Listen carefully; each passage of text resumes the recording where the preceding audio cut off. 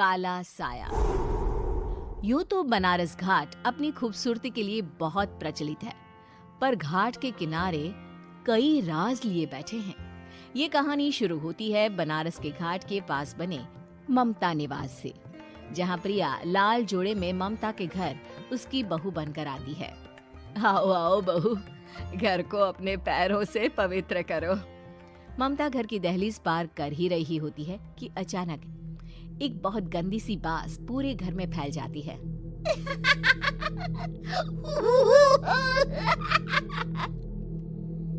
ये बदबू और ये आवाजें, ये कौन हंस रहा है माँ? अब ये पड़ोसी ना हमारे थोड़े अलग से है। कहाँ हम शाकाहारी और ये मांस मच्छी खाने वाले। छोड़, तू ध्यान मत दे और गृह प्रवेश कर। और हाँ बहू, अपनी सास की एक बात हमेशा याद रखना, इन पड़ोसियों से तो कभी बात नहीं करेगी। अच्छे लोग नहीं है ये। अपनी सास की ये बात मानेगी ना बेटा? हाँ माँ, जो आपकी मर्जी, मैं उनसे बात नहीं करूंगी। अगले दिन प्रिया अपनी पहली रसोई बनाने रसोई घर में जाती है। ये छोटी बात तो नाक में जा रही है। एक काम करती हूँ, खिड़की खोल देती हूँ। प्रिया खिड़की खोलने जाती है। इतने जाले, लगता है इस खिड़की को कभी खोला ही नहीं गया। पर ऐसा क्यों? ओह, नॉनवेज की स्मेल आती होगी ना। 2 मिनट के लिए खोल लेती हूँ, फिर बंद कर दूंगी। प्रिया खिड़की खोलती है। खिड़की खोलते ही उसकी नजर सामने वाले घर की खिड़की पर पड़ती है, जहाँ एक लड़की खड़ी होती है। हाथों में मेहंदी, लाल रंग की साड़ी, बिल्कुल सजी धजी, मानो प्रिया की तरह ही वो भी नई नवेली बहू हो। वो प्रिया को देखकर मुस्कुराती है। हे भगवान, माँ ने तो इनसे बात करने को मना किया था। प्रिया फौरन ही खिड़की बंद कर देती है और तवे पर चढ़े रोटी की ओर देखने लगती है, पर वहाँ रोटी न होकर मछली पड़ी होती है। ये क्या? पहली ही रसोई में इतनी बड़ी गलती! हे भगवान, अब मैं क्या करूं? प्रिया बहुत डर जाती है और फौरन रसोई की सफाई करने और फिर सभी के लिए खाना बनाने लग जाती है। जब वो सबको खाना परोसती है, सब तो ठीक है, मैं बेकार में चिंता कर रही थी। हे भगवान, ऐसे ही बस अपनी कृपा बनाए रखना। रात के वक्त जब सब सो रहे होते हैं, तब प्रिया को पायल की आवाज सुनाई देती है, जिससे उसकी आंख खुल जाती है। ये पायल की आवाज कहाँ से आ रही है? प्रिया उठकर उस आवाज के पीछे छत की सीढ़ियों तक जाती है। तभी उसे बच्चे के रोने की आवाज आती है।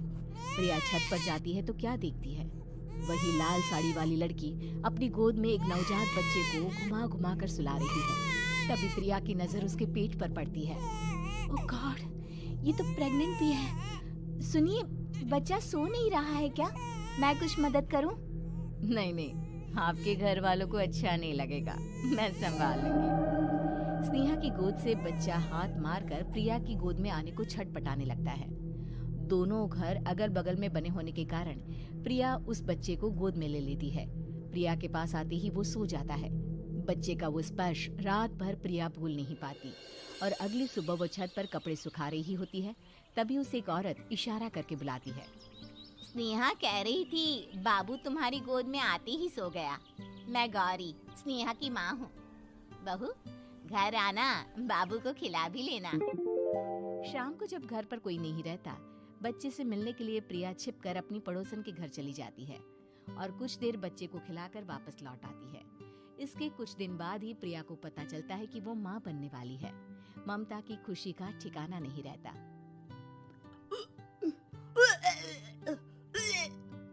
माँ जी, पता नहीं क्यों उल्टी आ रही है।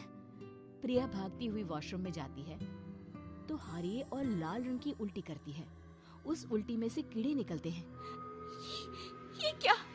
खून और ये कीड़े! माँ! माँ! प्रिया की आवाज सुनकर ममता दौड़ कर आती है, पर बेसिन में कुछ नहीं होता। प्रिया हक्की बक्की रह जाती है। ये सब क्या हो रहा है? प्रिया घबरा जाती है और अपने कमरे में जाकर सो जाती है। डर के कारण वो इतनी थक जाती है कि उसकी आंख लग जाती है। तब उसे ऐसा लगता है उसके पेट पर मानो कोई बैठा हुआ हो। कौन हो? प्रिया के पेट पर एक 5 महीने की बच्ची बैठी हुई थी, जो बुरी तरह जली हुई थी। माँ, तुम ही मुझे लाई ना अपने पेट में। मैं तुम्हारी माँ नहीं हूँ। कौन हो तुम? माँ, देखो मैं जल गई बुरी तरह से। 6 महीने पेट में रहने को भी मुझे नहीं मिला। सहला दो ना माँ। बचाओ, बचाओ, माँ। ममता दौड़कर कमरे में आती है। प्रिया की बातें सुनकर वो सब समझ जाती है। तू कहीं बगल वाले घर में तो नहीं जाकर आई ना बहू? मुझे माफ कर दो, मैं गई थी माँ। उस घर में सब मरे हुए हैं बहू।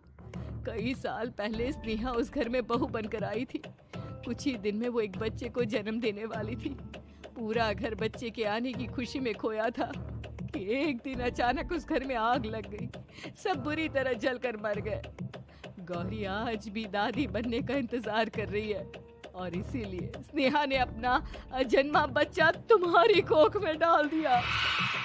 ममता ये कह रही होती है कि पीछे से उसके पैरों को एक बच्चा पकड़ लेता है। दादी, दादी। माँ, स्नेहा की गोद में यही बच्चा था। ये बच्चा कौन है फिर? तेरी मौत है। तेरी भी दादी। जिस चीज का ममता को डर था वही हो गया। ममता निवासी है और ममता निवास फिर से आत्माओं के साए से